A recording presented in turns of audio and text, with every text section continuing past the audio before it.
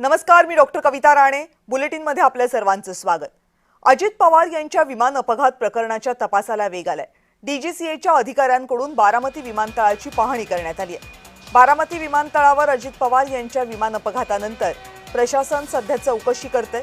डीजीसीएच्या अधिकाऱ्यांनी बारामती विमानतळाची पाहणी केली आहे. बारामती विमानतळावर विमान चालवण्याचं प्रशिक्षण देणाऱ्या 2 संस्था आहेत. अनेक ट्रेनी पायलट या ठिकाणी आहेत. त्यामुळे विमानतळाची पाहणी डीजीसीएनं केली असल्याचे सांगण्यात आले.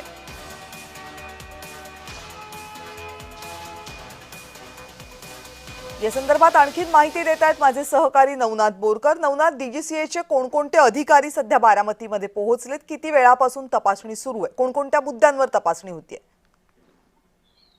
नक्कीच दिवंगत अजित पवार यांचं 28 जानेवारीला विमान अपघातात दुर्दैवी निधन झालं आणि खऱ्या अर्थाने जवळपास 13 ते 14 दिवसानंतर डीजीसीएच्या अधिकारी जे आहेत ते बारामती विमानतळावर पोहोचल्याचं आपल्याला पाहायला मिळत आहे. खऱ्या अर्थाने डीजीसीएच्या अधिकारी जे आहेत ते साधारण कालपासून संध्याकाळपासूनच या बारामती विमानतळावर दाखल झाले होते. खऱ्या अर्थाने त्यांनी या विमानतळाची सुरक्षा कशा पद्धतीची आहे याची पाहणी केलेली आहे. त्याबरोबर धावपट्टी कशा पद्धतीची आहे, व्यवस्था कशा पद्धतीची आहे, आपत्कालीन व्यवस्था या विमानतळावर आहे का याची देखील चौकशी केल्याचं आपल्याला पाहायला मिळत आहे.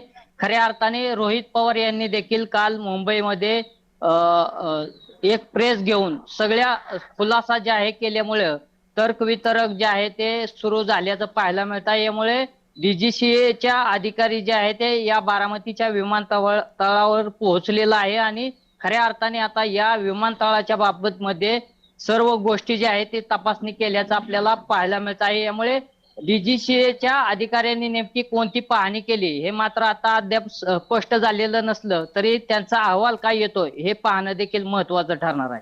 धन्यवाद तुम्ही दिलेल्या माहितीबद्दल.